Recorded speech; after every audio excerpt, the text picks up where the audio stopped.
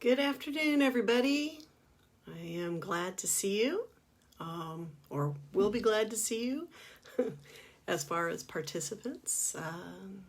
It's the Friday after a big holiday here in the U.S., our Thanksgiving. And anybody that's here, I don't know if you're out getting stuff or if you're enjoying a peaceful day after trying to get together with family or friends.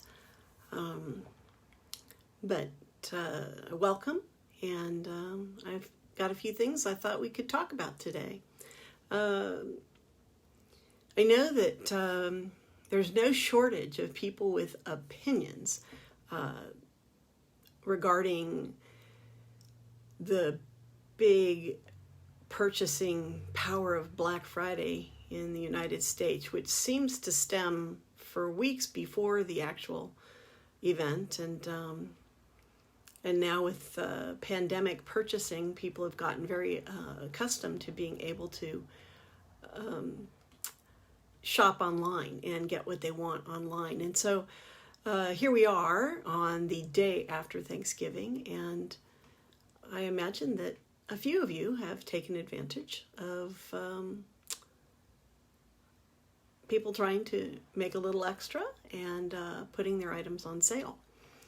So I'm not really going to talk about buying stuff today. I'm just saying that's where we are in our scope of time together. And I have no idea if this concept of, hey, Dwayne, and good to see you this afternoon. And I had no idea if this concept of purchasing big discounts leaks into other countries from ours. I'm sure you have your own holidays, but here today I thought I'd do a little reminiscing for myself and ask you guys to dig into what you have in your background together. And I wanted to talk a bit about how I was raised. I wrote down some things that I learned as a kid. I learned that no one is perfect. I learned that by my own personal experience, as well as observing my parents and actual teaching with my parents explaining that no one's perfect. I learned that everybody makes mistakes. And again, on all three of those things, I learned from personal experience. I learned from witnessing that in my family, and then having that taught to me. I learned to be kind to others, and that was probably demonstrated to me first. I mentored by action by my parents, my grandparents, and of course outside of that. But these things I learned very young. I learned to treat people with respect, always, regardless of my personal opinion. And I learned that over time. There was that mandatory respect for the office of my parents or grandparents, teachers. But certainly, as time went on, it was demonstrated, and I experienced that was something that's required out in the world. I learned not to let others walk over me, not to be a doormat. I don't think I ever remember anybody telling me that specifically. I just knew it by watching others not let it happen to them. Hey, Dwayne, you said Happy Thanksgiving. Happy Thanksgiving to you as well. It's Mary Lou. Good. I'll wave to you. And Tim, good to see you as well. We're talking today about a little bit of reminiscing and things we've learned over the years. I learned hard work is what's needed to get what I want. I'm not talking about every little thing I dream of. Generally, if I want to have a roof over my head, I'm going to have to work for it. And Patrick, Hello. I learned nothing in the world is guaranteed. Now that's a tough one because we do have promises and other things, but in this world, nothing is guaranteed. I learned to never stop fighting for things I believe in. And not fighting with you or fighting with each other about that stuff, but pursuing those things that I think are important, that I believe in. I learned life isn't always easy or fair.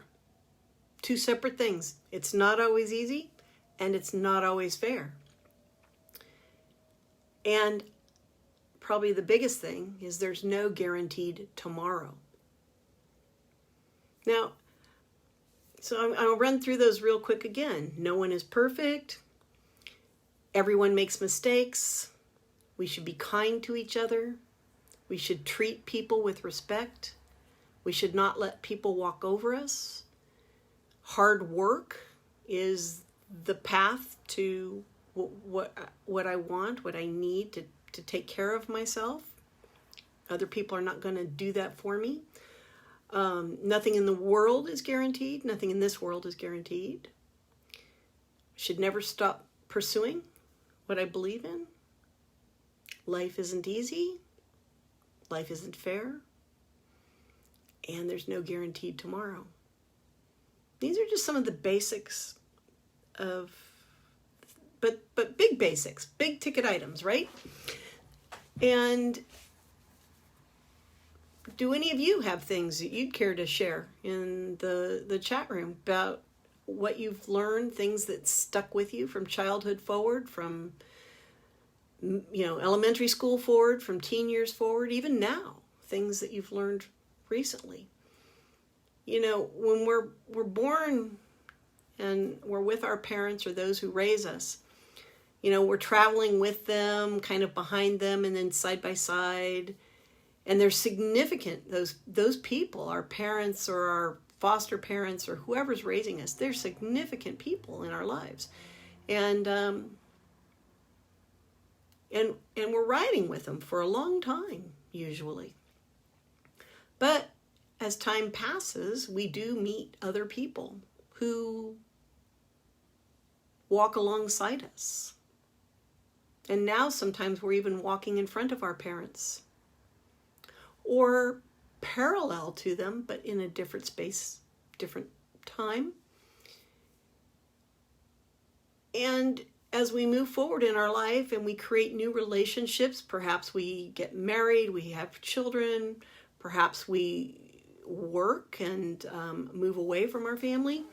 But in all these circumstances, we create a space, a little bit of a vacuum, where we've moved away from the things that were right next to us for so long.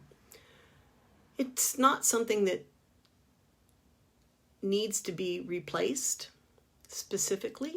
Some of those things cannot be replaced. And it doesn't go unnoticed that people might not be in our lives on a daily basis anymore. But we do definitely come away from every relationship as we move away from it with some sense of change, because every relationship changes us. What are the things you come away with? If you are looking at your life, many of us will say it hasn't been a joyful journey. Some will say it's been a very joyful journey. But all of us can say there's been both joy, hardship, despair. And with that, those tenets for me of things that I learned are what shore me up to go forward on the not guaranteed tomorrow. There's been conversations about having more stuff than we need, being sure that we take care of others, making sure that we have not just what we need, but that the extra that we share with others. Those actions stem from our belief system. And taking action should supersede judging. Taking action, loving others, tending to others, improving yourself, all matter far more than applying what you believe to somebody else's life and evaluating them based on what you believe. I got an email today from an individual, a very well-meaning and loving individual, letting me know that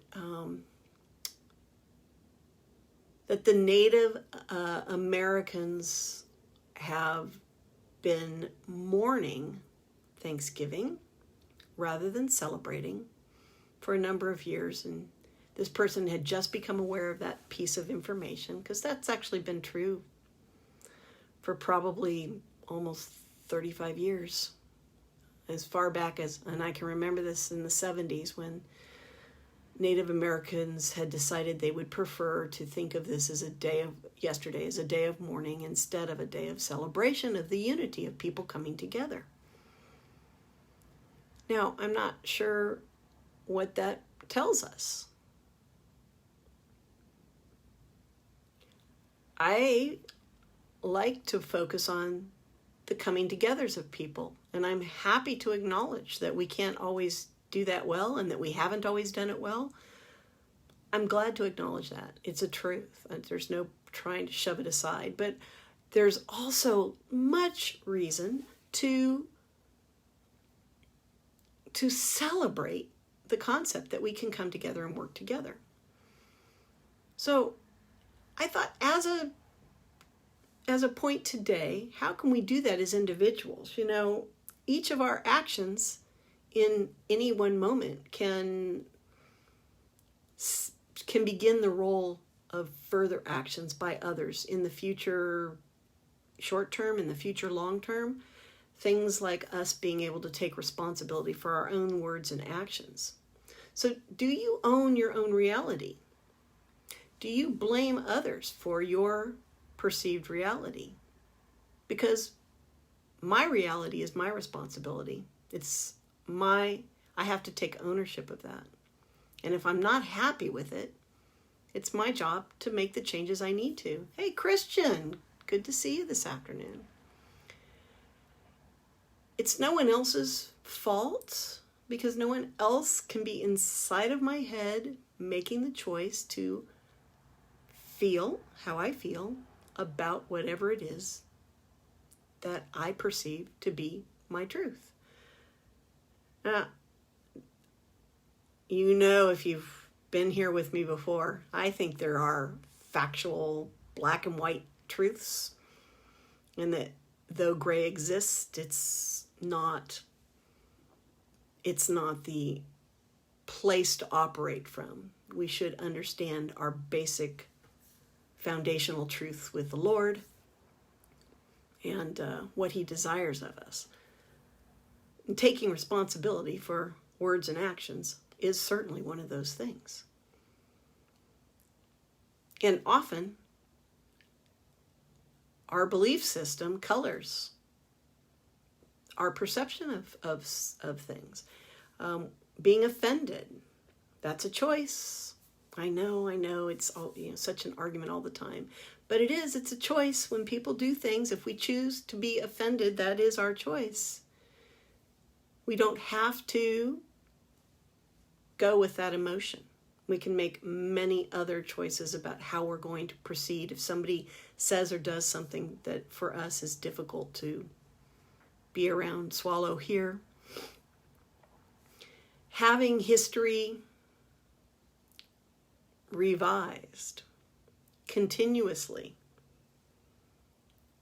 to accommodate feelings that weren't necessarily prevalent or predominant at the time history occurred. So going backwards and trying to assign responsibility or trying to assign motives behind people's actions based upon how we feel about things now, because we now have a different understanding of relationships or culture or what any of those things are, is really, that's a tough thing to do.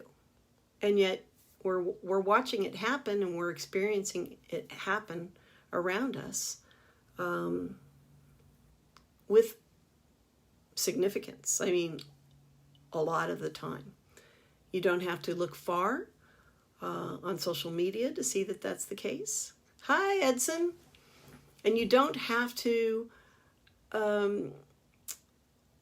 go far to run into somebody who feels differently than you about a perspective of history or what's happening now, and have such strong feelings about it that it's coloring everything, not only what we believe happened historically based upon the information that's available, but how we're going to take action on it now. When we have too much gray and not enough black and white, we can find ourselves floating. We find ourselves waving like wheat in the wind, not sure if we're anchored or not sure if we're going to blow away or not sure what we think.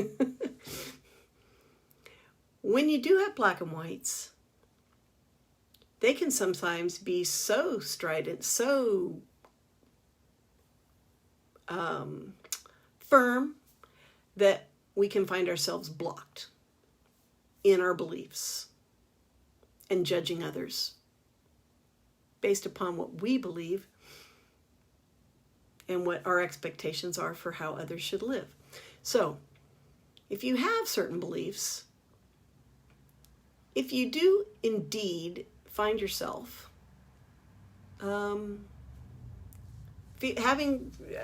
what brought this to mind is I heard several comments earlier today regarding people taking advantage of after Thanksgiving sales and what they should be doing or not doing with their money. And what I know is I'm a steward of the benefits and financial status of my household. My husband and I are stewards of that, and nothing else. Other people are stewards of their own stuff, and we can't know their reasons for doing stuff or not doing things. Yes, is there a consumerism mentality? Yes, there is. But individually, spending time wondering if people are spending money on the right things or not really our place. We can be better spending our time demonstrating our belief system by taking action. So if you find yourself feeling frustrated or angry even about how others are doing life with regards to being stewards of their finances, what's causing that? Do you have actual knowledge? Do you have a reason for them to be accountable to you that should even generate any kind of emotion inside of you? And where is that emotion attached to? Hey, Clay, good to see you this afternoon. We definitely want to take a deep breath. You know, we just spent time, if you're here in the U.S., trying to celebrate the idea of unity between those who came to this country to settle from Europe and those who are already here, living here. We have in the United States a very divided country. People politically so divided. And that is true in some other countries around the world. You see that Ethiopia and Eritrea are on the precipice of war. There are wars going on. All of these things, they focus on our human differences. The one thing that we can do that can supersede that is to find a common denominator, a common goal that can unite us over all our other differences. And that's Jesus. It's God. He is the focus, and everything else falls underneath that. He tells us how we can best get along. He has more than just suggestions in the Word. He has provided us with stories about those who have come before us and ways to comport ourselves, and His Word to lift us up so that we can be who He wants us to be.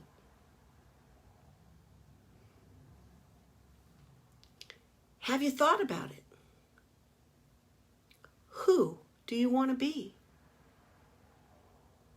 Do you want to be the creation, the individual that God thought of when you became that unique, the one and only person that can do what you can do?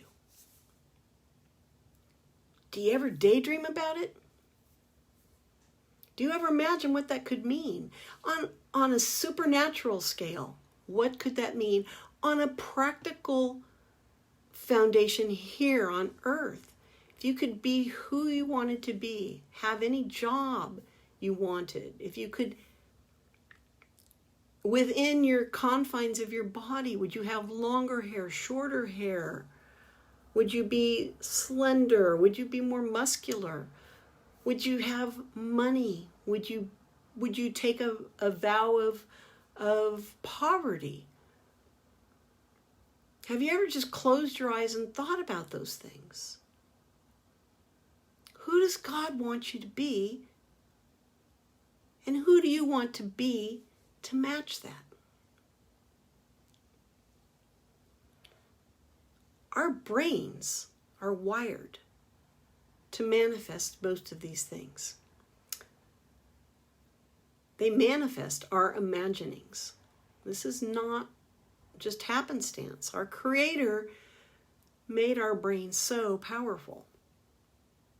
And I'm not talking about creating gold out of nothing or money out of nothing. And I'm not talking about visualizing being super rich and then it just happening to you. It doesn't happen without the basic things that we talked about at the beginning of our hour together. That we know no one's perfect, that we know everybody makes mistakes, that we know we need to be kind to each other, we need to love each other, that we need to treat people with respect, that we know not to let others walk all over us, that we know that we need to work hard to get what needs to happen, that we know nothing in the world is guaranteed, that we should never stop fighting for what we believe. Life is not always easy, and it is not always fair, and that tomorrow is not promised to us. So, we started off the hour saying that. But do not put aside the tremendous power of your brain.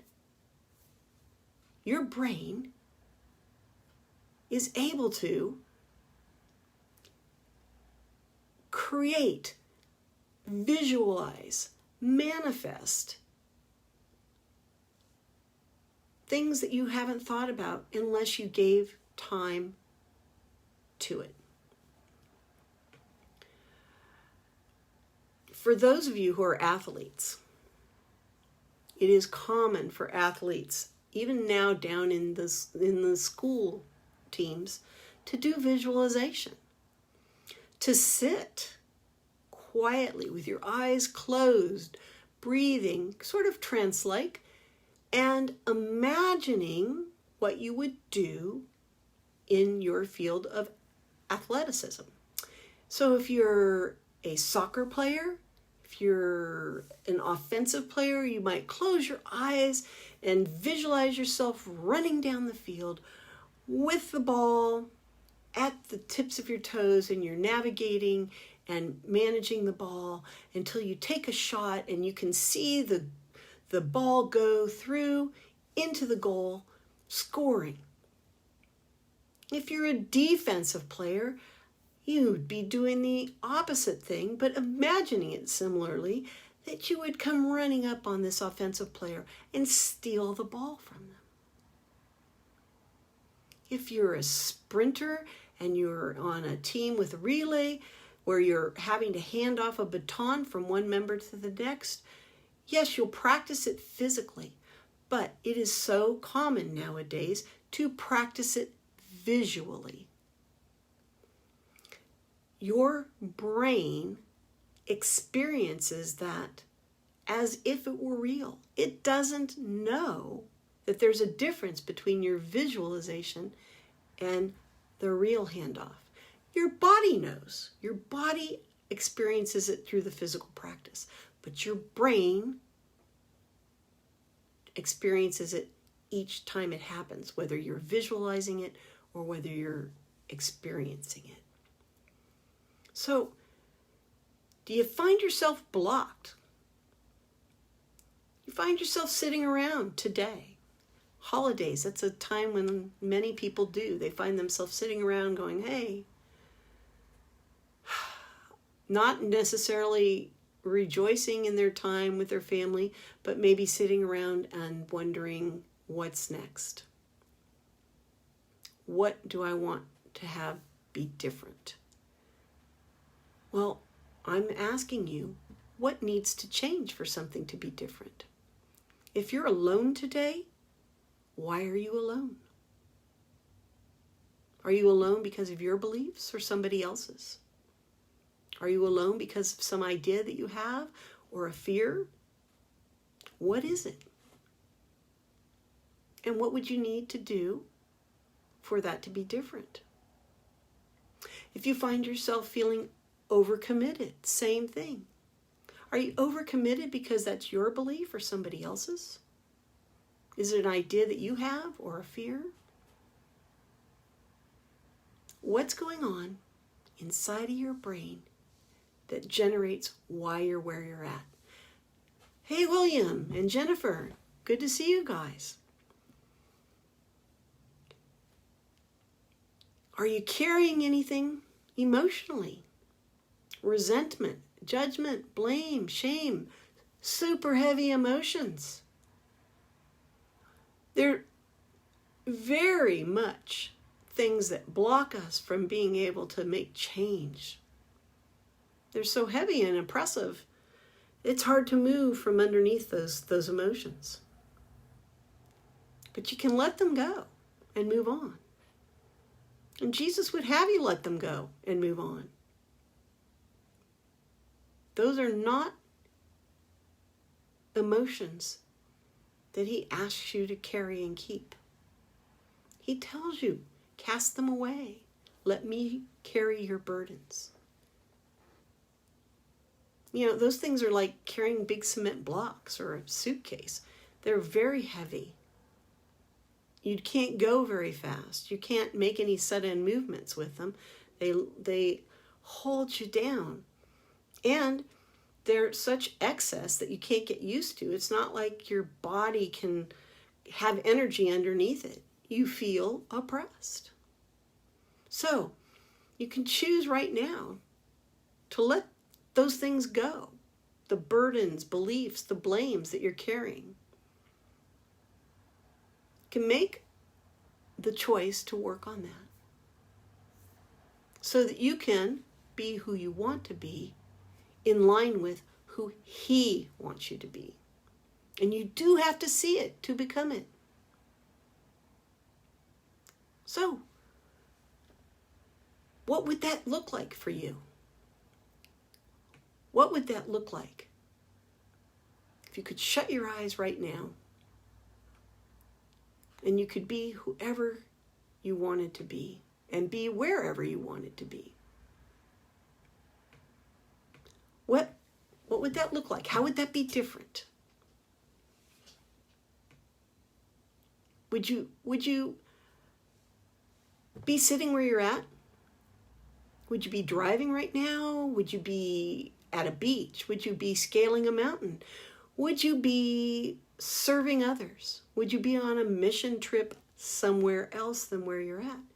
Would you be right where you are, working hard because that's where you want to be and that's where you feel you should be?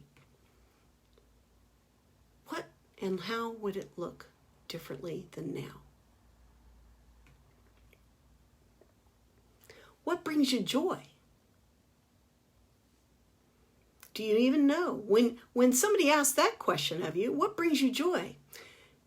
Do you let your heart just be open and free? Do you have joy right now? Have you had joy in the last 24 hours? If not, what's stopping you? Are there blocks from experiencing joy? Gosh, this feels like really hard work if you're not already experiencing joy, and yet making a decision right now to spend the time on it can change your life. Jennifer, you say, I feel like with what I'm working on right now, God has me right where I need to be. Well, that is awesome. Praise God. That is awesome. I hope that's true for most everybody. I hope that's true for everybody. I just know it's not true for everybody. And the idea that joy could emanate from being right where you need to be. If you're right where you need to be, hopefully, even if it's a tough place, hopefully the fact that you're where you need to be is joyful. Being able to reach inside of yourself and experience that.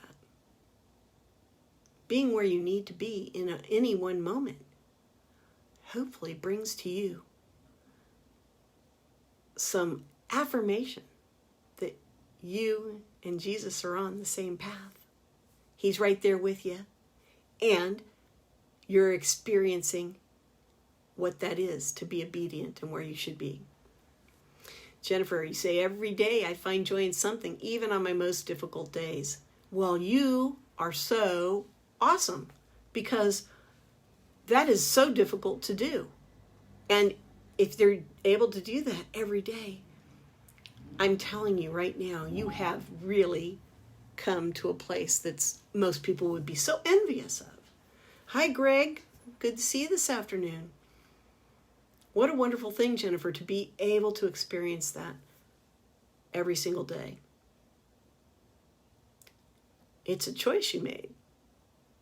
Someplace in your life, you made a choice to recognize that, experience it, sit in it, be with it. And that is an amazing blessing. And thank you for sharing that with us. The idea that we travel together with one another, hoping to be able to experience joy, is not the same thing as experiencing it. Today, not through my own planning specifically, but by choice, I am in my office and I am working. That's not average or normal in the United States on the day after Thanksgiving, unless you work retail. But if you do paperwork for a living, most of my colleagues are not at the office today. But I have some wonderful benefits with my employment, which include being able to make my own hours of sorts. And that allows me to help people at odd times when they would not otherwise probably be able to be helped by a different office. And it allows me to be able to meet the needs of my family in a way that I might not be able to if I worked somewhere else. That's just the way it is. So how awesome. Today I have been able to make several people happy because they had space and time in their lives to do this. And if I had not been able to accommodate that, it would not have worked out for them. Jennifer, you're saying, or medical like me in the ER on break. Yes, frontliners, absolutely. And I'm glad that you're able to spend your break with us. That's great. And thank you for your service, Jennifer. We appreciate that. There are lots of people who have reason to be at work today, but that's not true in what I do. So this was a choice. Yesterday, when I was with my husband and some other extended family members, goddaughter and parents of goddaughter, we were out and about, and some other frontline individuals, sheriffs and other things we saw out working hard.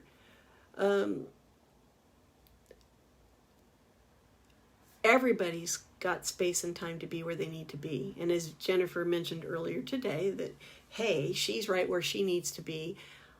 I today am right where I need to be. It's not what I thought I would be doing. It's not exactly what I'd planned to be doing, but sometimes that's how it unfolds. But I do think it's important that we each ask ourselves on a pretty regular basis, am I where I need to be?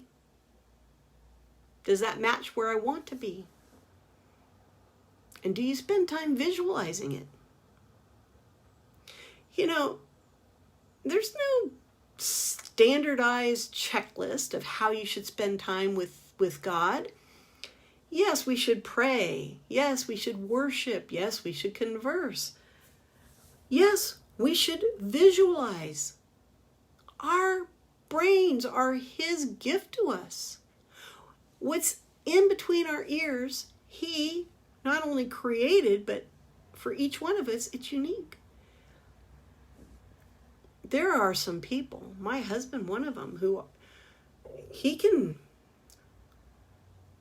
visualize in such a way, it's like he has a 3D printer for a brain.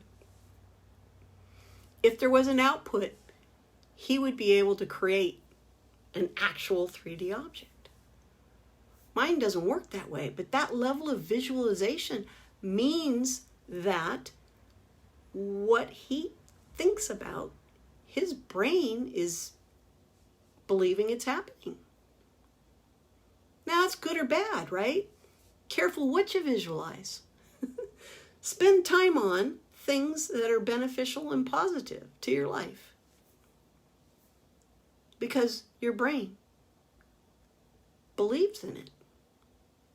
It experiences it inside of in your noggin.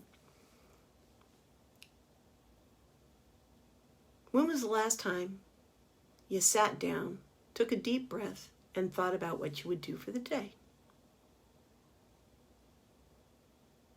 Sometimes people want to plan out their conversations with others. Difficult conversations. They try to anticipate what the other person would think, and they play through it in their minds.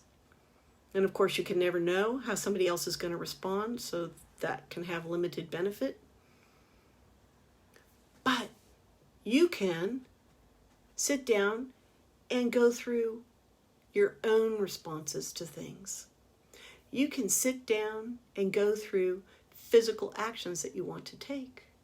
You can sit down and visualize how you're going to do what God's asking you to do. With His blessing. It doesn't mean that daydreams or night dreams are going to turn into reality. It does mean it is a practice. If you're a surgeon and you practice your sutures over and over again, do you want the surgeon to practice the sutures on you, or do you want the surgeon to practice the sutures on other things, not you, until they have competent sutures?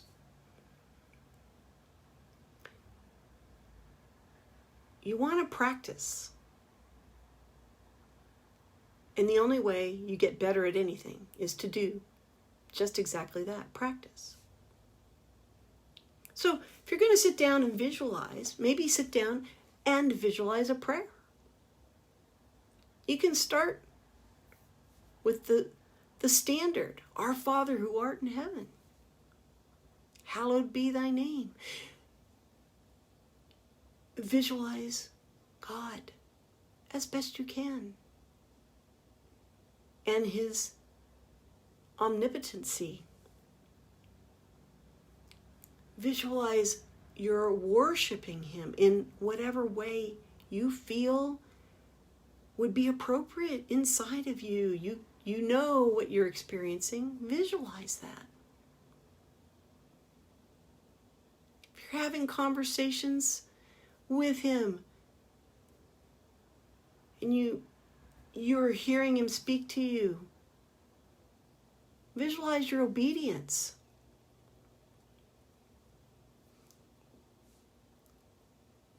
It doesn't take long to do it.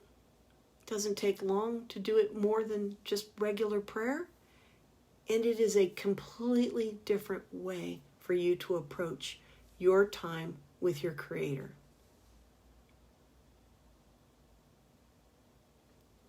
The idea that you can practice this using the very thing that God gave you that makes you different than anybody else ever. Your brain.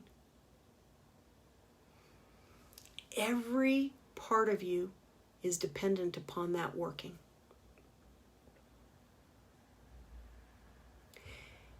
Every action you take is dependent upon the choices you make in your head.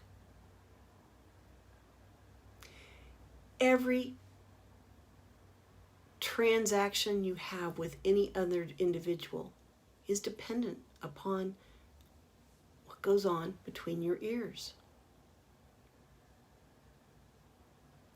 You have to take responsibility for your words and your actions, which means taking responsibility for your emotional responses.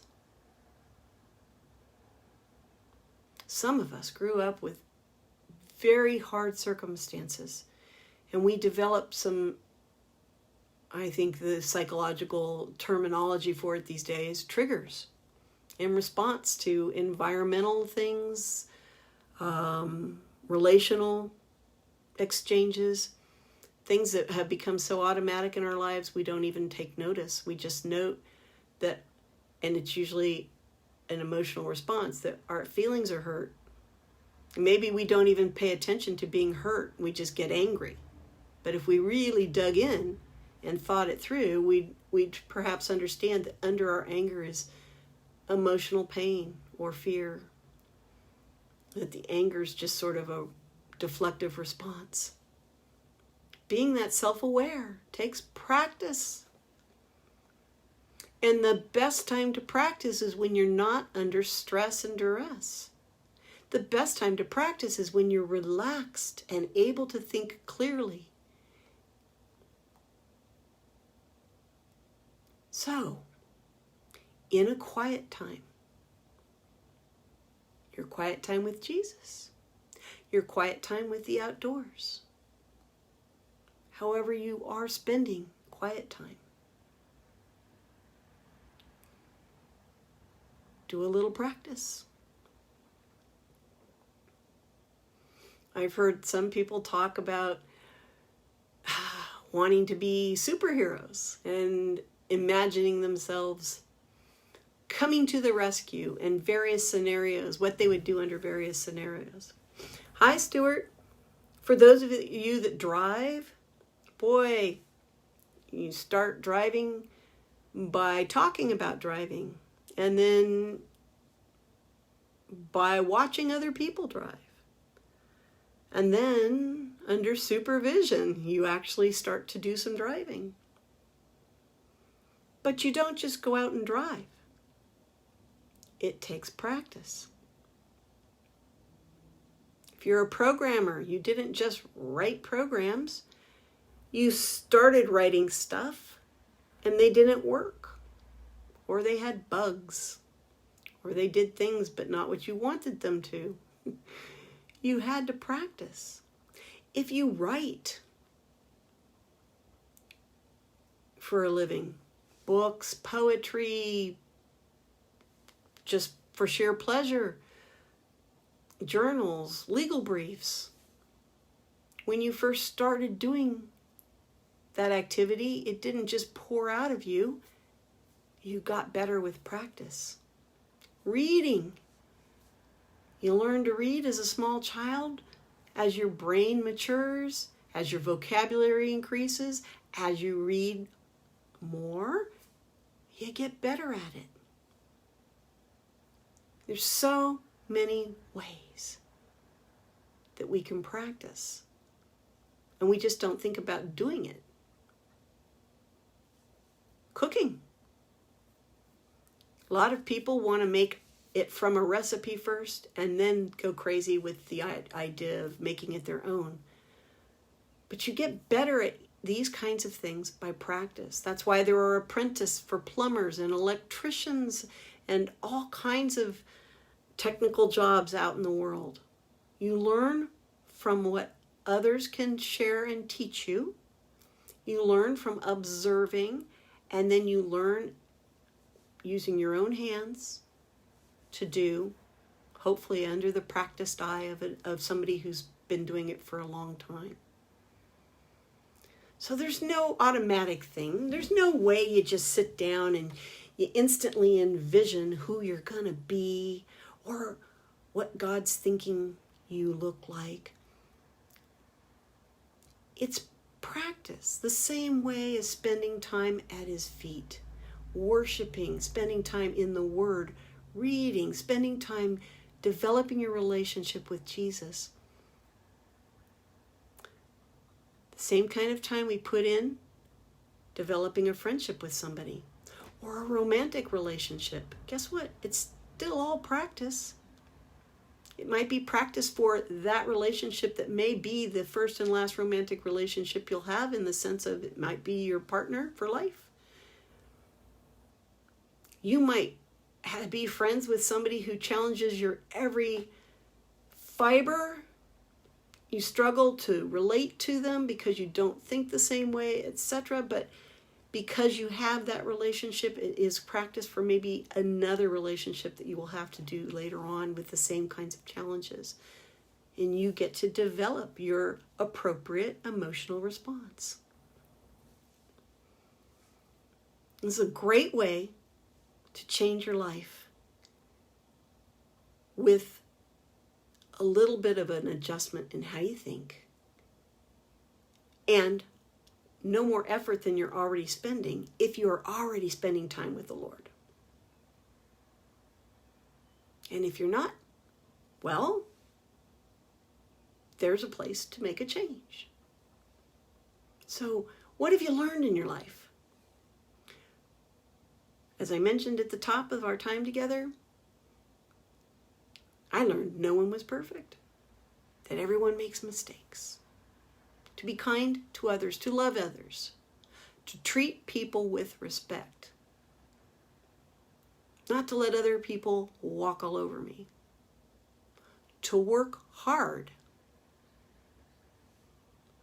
That nothing in this world is guaranteed. I should never stop fighting for what I believe in. Life is not always easy, and it's certainly not always fair, and that I am not promised tomorrow. What did you learn as a kid? What have you learned as an adult? If you care to share with us in the chat room, that's great. Or if you're watching this later on, still share it with us, because we learn from each other. I wasn't born knowing these things. My mom, my dad, my grandparents, they shared those things with me. I read books and learned from characters in books, or stories about real people in books. My teachers, my friends. instructors for all kinds of things, my coaches over the years. Some of them reinforced things I'd already learned. Some of them challenged me to think differently and change maybe how I approach something, or to be okay with how I am, but also be okay with how somebody else is.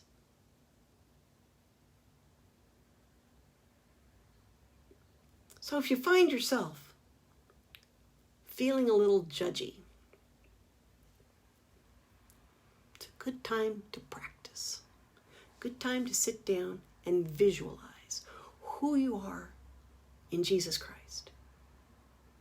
To visualize your conversations with Him. To visualize who He wants you to be. To visualize if that is different than where you are right now, then where is it? And if you're content with where you are right now, if you feel like this is where you're supposed to be, that's awesome. But do not put aside practicing your visualization with Jesus, because where you are right now will change.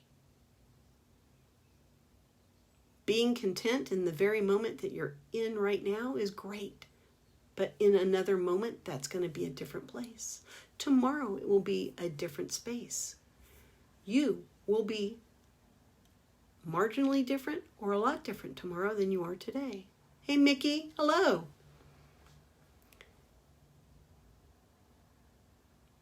So, have you daydreamed recently? If not, give it a whirl. If you find it easier to do outside, then do it outside. If you find it easier to do with music on, then put some music on. Whatever makes it easy for you to just sort of trance out and enjoy thinking about who you are in Christ. That is the space you want to be in. Hi, Lisa. Now, next week, I'm not sure if I'll be here. I'll let y'all know. I might be traveling, but if I manage to be physically on the ground next week at this time, I will check in with you and we'll have a conversation. And this week, if you haven't had a chance, I know that many of you are aware that Pastor Bob has popped back up in podcasting. And yesterday he spent some time with all of us, he and his mom, the homeless ministry is a very real thing here in Nashville, and it's also very real for a number of you around the globe, because several of you also have ministries with the homeless in different parts of the world. And I just want to ask for a little prayer in this time, that we would remember those who have needs, especially those who have not got a place to lay their head at night, those who are not sure where their next meal is coming from, those who don't even have the clothing appropriate for the environment that they're living in. I definitely want to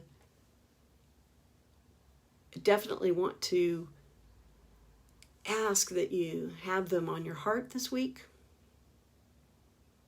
And also in your own community, if there are those out and about and around you that have needs in that way, that you ask God if you should be taking some action about it, if there's something that you can do. I know Bob always advocates so well for those here in the Nashville area, and we're so appreciative that everybody's generous with their time and their prayers, and in many other ways. Thank you so much. But long before I lived here in Nashville, There were communities and places I've lived elsewhere that had similar needs. And I know that that's true for each one of you wherever you live. So I know all of our little problems and all of our big problems are indeed ours, and I don't diminish any of those things you're going through. We'll pray for that in just a second. But if you have anything extra that you can say, do, pray, give to those in need where you live, please consider doing that. Thank you so much. Hey, Dwayne, pop back up. Sounds like a whack-a-mole. I haven't played that game in a long time. It was a lot of fun. So thank you, Lord, so much for being able to spend time with you today. And those who have dropped in, thank you so much. And for those of you that are watching in the future, thank you for spending time today. Pray that each of you have your needs met, that God blesses you and those you love, that God makes sure to let you know in some way that He's there with you each step of your way, that you have a heart open to see the opportunities and the movement of God around you, that you will be able to have the energy necessary to execute whatever God puts in your mind, whatever He asks you to do, that you're able to visualize that and move forward, that you're obedient. I ask for all of us to be obedient to His direction,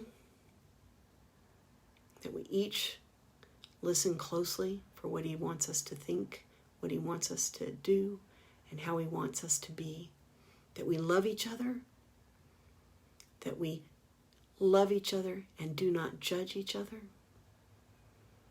that we be there for a hug, for an encouragement, for a helping hand, or whatever He will ask us to do. May your week be blessed. May you feel His love. Enjoy the rest of your day. Bye, everybody.